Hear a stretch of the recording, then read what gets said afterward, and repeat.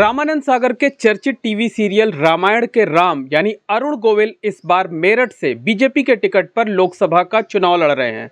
वो इससे पहले भारतीय जनता पार्टी का प्रचार भी कर चुके हैं, लेकिन शायद कम ही लोगों को ये पता होगा कि रामायण के राम यानी अरुण गोविल ने कभी कांग्रेस पार्टी का भी प्रचार किया था।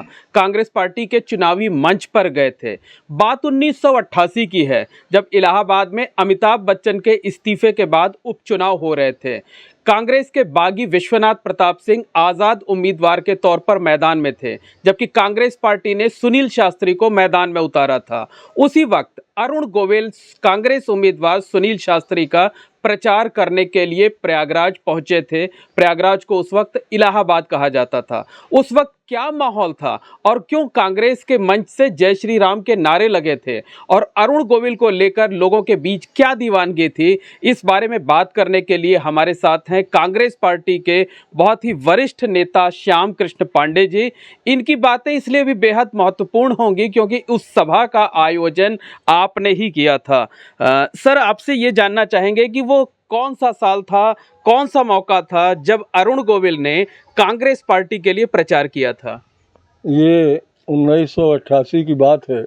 जैसा कि आपने अभी जिक्र किया, वो एक उपचुनाव हुआ था और जिसमें पूर्व प्रधानमंत्री लाल बहादुर शास्त्री जी के पुत्र सुनील शास्त्री को कांग्रेस ने मैदान में खड़ा किया था। उस समय अचानक इलाहाबाद शहर में खबर आई कि रामायण के राम अरुण गोविल जी कांग्रेस के चुनाव का प्रचार करेंगे। उस समय की बात है, आपको सबको स्मरण होना चाहिए कि उस समय रामायण सीरियल जो था उससे पूरे भारतवर्ष में बहुत लोकप्रियता के साथ देखा जा रहा था और जब उस सीरियल का प्रसारण होता था उस समय सड़कों पर सन्नाटा छा जाता था, लगता था जैसे कर्फ्यू का माहौल है। अब भगवान की किसी ने असली तस्वीर तो देखी नहीं है, न उपलब्ध है। एक जो धर्म ग्रंथों में भगवान का जो रूप दिया गया है उसी के अनुसार कल्पना करके लोगों ने भगवान के चित्र बनाए, राम के बनाए, शिव के बनाए, भगवान कृष्ण के बनाए। लेकिन रामायण सीरियल जिसे करोड़ों लोग देख रहे थे भारतवर्ष में, सभी संप्रदाय के लोग, हिंदू हो, मुस्लिम हो, सिख हो, क्रिश्चियन हो, सारे के सारे लोग उस सीरियल को देखते थे। तो करोड़ों के जनमानस में उस समय भगवान राम की जो तस्वीर बनी वो अरुण गोविल के चेहरे की बनी। और जब ये हुआ कि इलाहाबाद में उनका कार्यक्रम है, 5 बजे पुरुषोत्तम दास टंडन पार्क में कार्यक्रम होना था और उस कार्यक्रम में ऐतिहासिक भीड़ हुई। हमारे समय के बुजुर्ग लोगों ने बताया कि सन 1941 में जब नेताजी सुभाष चंद्र बोस इलाहाबाद आए थे तभी पुरुषोत्तम दास टंडन पार्क में इतनी भीड़ हुई थी और पार्क के चारों तरफ आधे किलोमीटर के रेडियस में पूरा मजमा था। और उस वक्त सभा में क्या माहौल था ये आपसे जाने इससे पहले ये जान लेते हैं कि आखिरकार अरुण गोविल को कांग्रेस पार्टी के कौन से नेता लेकर के यहाँ आए थे और क्यों गुपचुप तरीके से ये पूरा प्रोग्राम तैयार किया गया था? अरुण गोविल को लेकर उस समय कांग्रेस के तत्कालीन बड़े नेता सीताराम केसरी जी, जितिन प्रसाद जी और यहाँ के सांसद बाबा शिव प्रताप मिश्रा जी, राज्यसभा के सदस्य, ये सब लोग अपने साथ लेकर आए थे और उसी में मौजूद कांग्रेस के युवा विधायक प्रमोद तिवारी भी शामिल थे जो बहुत वर्षों तक कांग्रेस विधानमंडल दल के नेता रहे। मुख्य बात ये है कि सारे शहर में अरुण गोविल के आगमन की खबर पाकर सारे शहर में बड़ा उत्साह उल्लास हो गया था। शहर का वातावरण एकदम धर्ममय, राममय होने लगा था। गो के लोगों को उम्मीद थी कि अरुण गोविल सभा के बाद शहर में किसी खुली जीप से या सवारी से घूमेंगे और इस प्रत्याशा में, इस आशा में, इस उम्मीद में इलाहाबाद के तमाम मोहल्ले की सड़कों पर लोग इकट्ठा थे कि सभा के बाद अरुण गोविल आएंगे। कोई उनकी आरती उतारना चाहता था, कोई उनके दर्शन करना चाहता था, लेकिन सभा के बाद अरुण गोविल शहर में घूमे नहीं। सारी बातें थीं, लेकिन अरुण गोविल की सभा में जो मजमा इकट्ठा हुआ वो वोट में नहीं तब्दील हो सका। तत्कालीन कांग्रेस के बागी उम्मीदवार विश्वनाथ प्रताप सिंह जी उस समय मोटरसाइकिल से घूमे। हरियाणा से बड़े नेता चौधरी देवीलाल जी भी 1000 की टीम के साथ इलाहाबाद आए थे अंततोगत्वा कांग्रेस उस चुनाव में विजयी नहीं हो सकी और अरुण गोविल का सारा आकर्षण और उनके लिए उपस्थित 50,000 की भीड़ वोट में तब्दील नहीं हो सकी। मतलब अरुण गोविल को तो लोग देखने के लिए आए, उनकी एक झलक देखने के लिए आए, लेकिन उनकी अपील को इलाहाबाद की जो जनता थी उन्होंने उस अपील को नहीं स्वीकार किया। असल में सभा के अंत में वो नारे भी लग गए जो कांग्रेस के नेताओं के लिए अप्रत्याशित थे, जय सिया राम, बोलो सिया बलि रामचंद्र की जय। और अरुण गोविल ने भी इसी नारे को दोहराते हुए सभा में अपील की कि रामायण के काल में जो भगवान राम की मर्यादा थी, उनका जो उदात्त जीवन था, उसका अनुकरण अगर करना है तो कांग्रेस के प्रत्याशी और साफ सुथरी कांग्रेस पार्टी को वोट देकर आप लोग सुनील शास्त्री को विजयी बनाइए। एक बात और है मोहन साहब, वो उस समय कांग्रेस ने अरुण गोविल को राज्यसभा का भी ऑफर दिया था और अरुण गोविल ने विनम्रतापूर्वक कांग्रेस आला कमान को कहा था कि मैं राजनीति में नहीं आना चाहता। अब किस कारण से इतने वर्ष उन्होंने गैप कर दिया, जब वो अपनी पॉपुलैरिटी के शिखर पर थे तब वो राजनीति में नहीं आए। अब बहुत कई दशक के बाद अब वो राजनीति में आए हैं, इसके क्या नतीजे होंगे उस पर कुछ कहा नहीं जा सकता। उस वक्त कांग्रेस पार्टी ने ऑफर दिया था कि आपको राज्यसभा भेज देंगे और उन्होंने उस ऑफर को ठुकरा दिया था। उनको पूरा ऑफर कांग्रेस के आला कमान से था कि आपको हम राज्यसभा में लाना चाहते हैं। उसके बाद जब अगला चुनाव हुआ, उनको पार्लियामेंट लोकसभा के टिकट का भी ऑफर था, लेकिन अरुण गोविल साहब इस बात से इनकार कर गए। हमारी उनकी बम्बई में मुलाकात भी हुई। संयोगात जिस बिल्डिंग में अरुण गोविल साहब रह रहे थे, उसी में मेरे बेटे पवन शंकर भी रह रहे थे, तो वहाँ उनसे 3-4 बार मुलाकातें हुई। उसमें ये जिक्र आया कि आखिर आप राजनीति में क्यों नहीं आए। अब ये करीब सन 88 से 20-22 बरस बाद की बात है। अरुण गोविल ने कहा, स्वयं मुझसे कहा कि मुझसे भूल हुई और मुझे उस समय कांग्रेस के ऑफर को स्वीकार कर लेना चाहिए था।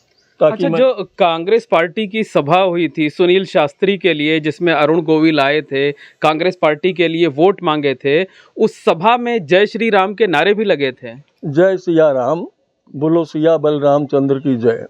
ये नारे जब लगे तो मैंने अभी जिक्र किया कि हम लोग भी हतप्रह रह गए, क्योंकि कांग्रेस के मंच से हम लोग धार्मिक नारे की उम्मीद नहीं कर रहे थे। तो ये नारा किसने लगाया था? जनता की तरफ से लगाया गया था, अरुण गोविल ने लगाया था, या कांग्रेस के ही कुछ नेताओं ने उत्साह में आकर लगा दिया था?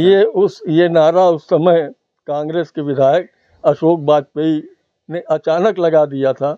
जब उन्होंने नारा लगाया तो भीड़ ने भी नारा लगाया, बोलो सिया बलरामचंद्र की जय। उसी में पवन सुत हनुमान की जय। फिर उसके बाद अरुण गोविल ने भी उसी नारे को दोहरा दिया और दोनों हाथ जोड़कर नमस्कार करते हुए इलाहाबाद की जनता से उन्होंने विदा ली और ये आशा व्यक्त की, ये विश्वास व्यक्त किया कि इस चुनाव में सुनील शास्त्री को आप लोग विजयी बनाएंगे।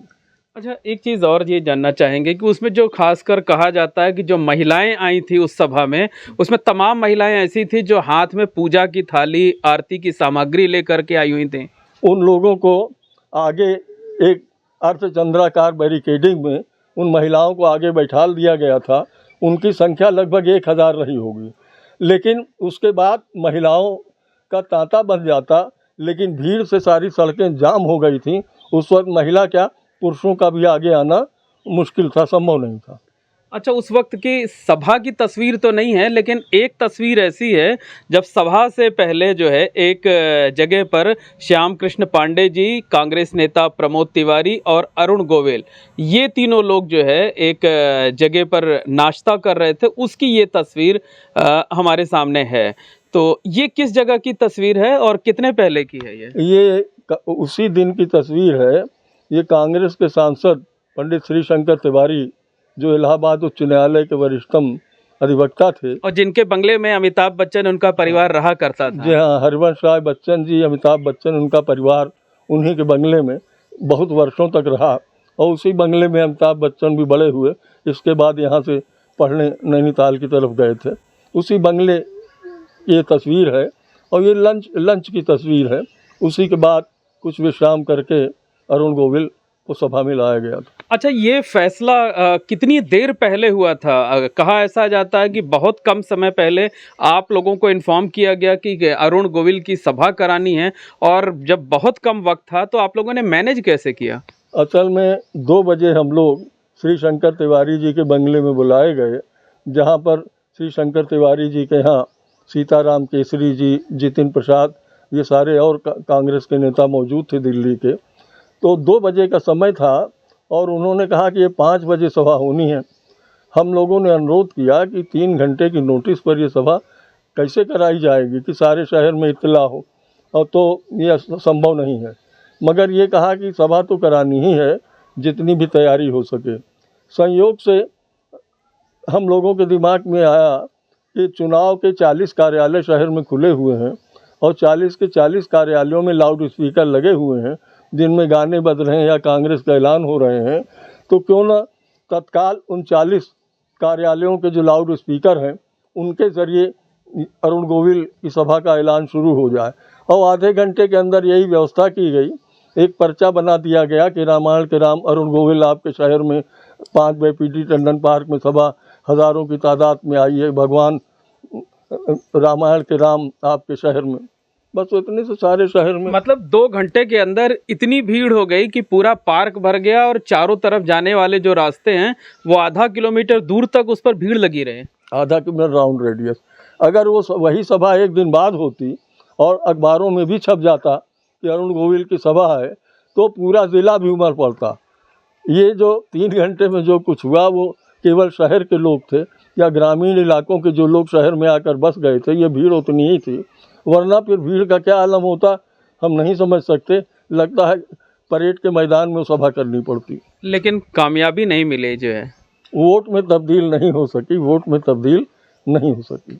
तो बिल्कुल ये श्याम कृष्ण पांडे जी हैं जो कि ये बता रहे हैं कि 1988 में जो इलाहाबाद सीट पर उपचुनाव हुआ था उसमें अरुण गोविल ने कांग्रेस के उम्मीदवार सुनील शास्त्री के लिए प्रचार किया था। हालांकि उनकी अपील का असर नहीं पड़ा था और उनको करारी हार का सामना करना पड़ा था। उस वक्त कांग्रेस के बागी विश्वनाथ प्रताप सिंह जो कि निर्दलीय उम्मीदवार के तौर पर चुनाव लड़ रहे थे, उन्हें जीत हासिल हुई थी। Mohammad Moin, ABP network, Prayagraj.